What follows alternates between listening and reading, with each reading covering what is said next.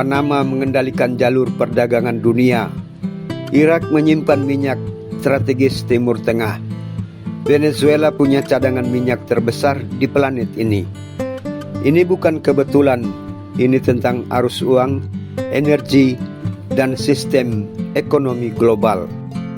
Amerika saat ini memiliki hutang puluhan triliun dolar.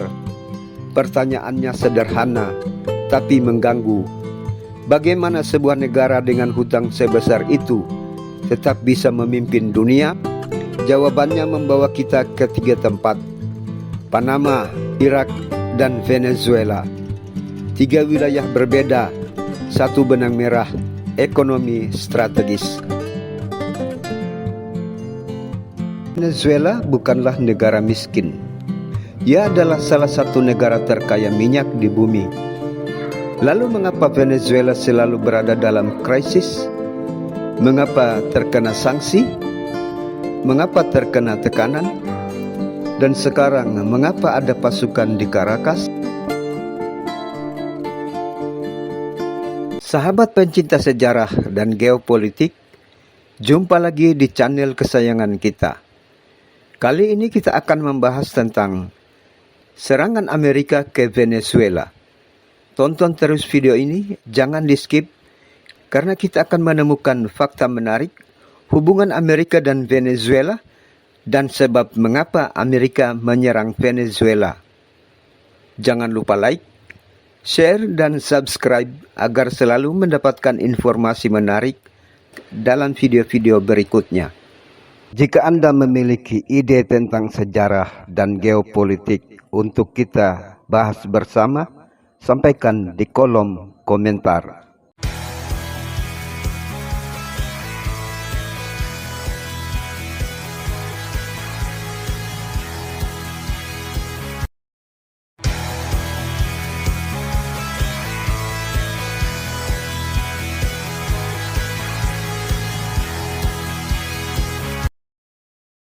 Kenapa Panama, Irak, dan Venezuela selalu muncul dalam cerita geopolitik Amerika?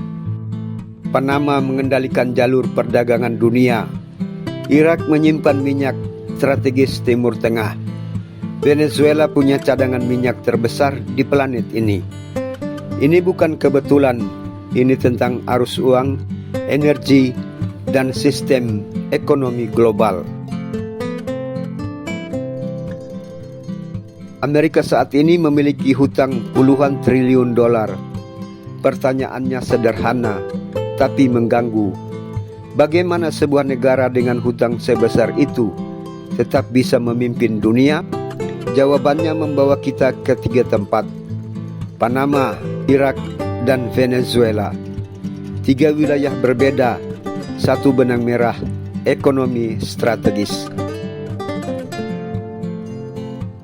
Pecinta sejarah dan geopolitik, Venezuela bukanlah negara miskin. Ia adalah salah satu negara terkaya minyak di bumi. Lalu mengapa Venezuela selalu berada dalam krisis? Mengapa terkena sanksi? Mengapa terkena tekanan?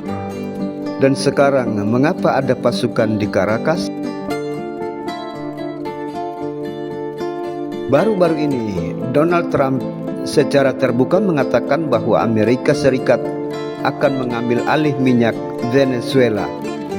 Ini bukan soal demokrasi, ini bukan soal kebebasan, ini soal energi, kekuasaan, dan kendali. Venezuela memiliki cadangan minyak terbukti terbesar di dunia, lebih besar dari Arab Saudi. Minyak bukan sekedar minyak. Minyak adalah uang, minyak adalah daya tawar, minyak adalah geopolitik. Siapapun yang menguasai minyak Venezuela tidak hanya mengendalikan satu negara, mereka mempengaruhi ekonomi global. Venezuela seharusnya menjadi salah satu negara terkaya di dunia. Cadangan minyaknya lebih besar dari Arab Saudi, lebih besar dari Iran, lebih besar dari Irak. Namun ketika orang mendengar nama Venezuela, yang terbayang kelangkaan, inflasi, dan krisis. Ini bukan kebetulan, dan ini tidak dimulai kemarin. Masalah Venezuela bukan kekurangan sumber daya. Masalahnya adalah terlalu banyak memiliki sumber daya. Minyak dalam sistem global tidak memaafkan kemandirian. Minyak bukan sekadar energi, minyak adalah kekuasaan. Ekonomi global modern berjalan di atas minyak. Transportasi, industri, pasokan pangan, dan logistik militer. Itulah sebabnya minyak selalu bersifat politis. Negara yang menguasai minyak diawasi. Negara yang menasionalisasi minyak dihukum. Negara yang mencoba menjual minyak di luar sistem dolar dipandang sebagai ancaman. Ini bukan ideologi, ini adalah sejarah.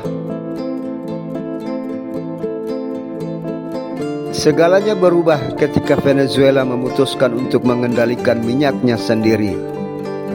Di bawah Hugo Chavez, Venezuela menasionalisasi industri minyak dan mengalihkan kekayaan minyak ke program sosial, layanan kesehatan, pendidikan, pangan bersubsidi.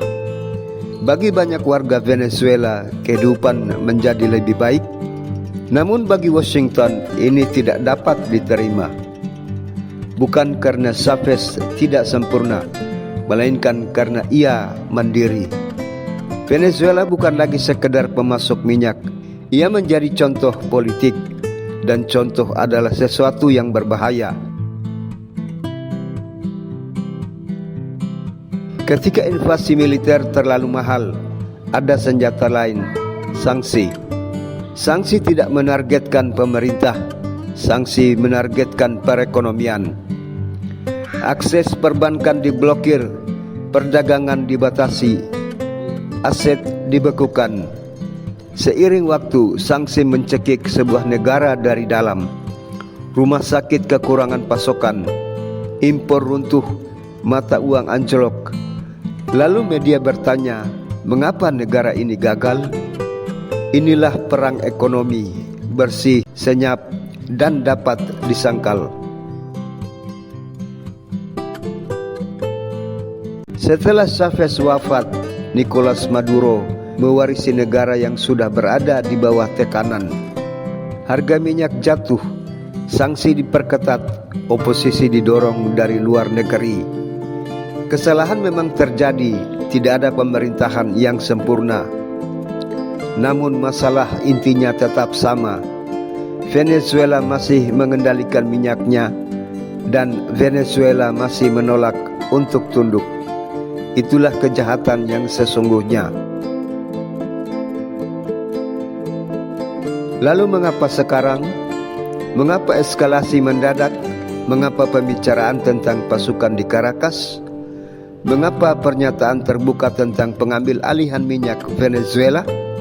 Karena dunia sedang berubah. Dominasi dolar mulai ditantang, aliansi baru sedang terbentuk, rute energi sedang bergeser. Di masa transisi, imperium akan memperketat cengkeramannya. Venezuela bukan hanya soal minyak, ia tentang siapa yang menulis aturan tatanan global berikutnya. Mari kita jujur, jika ini soal demokrasi, banyak sekutu kaya minyak juga akan dikena sanksi. Jika ini soal hak asasi manusia, daftarnya akan jauh lebih panjang. Ini bukan soal demokrasi, ini bukan soal kebebasan, ini soal energi, kekuasaan, kendali. Pertanyaan sebenarnya bukan apa yang terjadi pada Venezuela. Pertanyaan sebenarnya adalah apa yang terjadi pada negara manapun di dunia yang menguasai sumber daya strategis dan menolak untuk patuh. Venezuela bukan yang pertama dan tidak akan menjadi yang terakhir. Di dunia yang digerakkan oleh energi, minyak masih menentukan siapa yang bangkit dan siapa yang dihancurkan. Kisah Venezuela bukan sekedar tentang minyak. Ini adalah sebuah peringatan.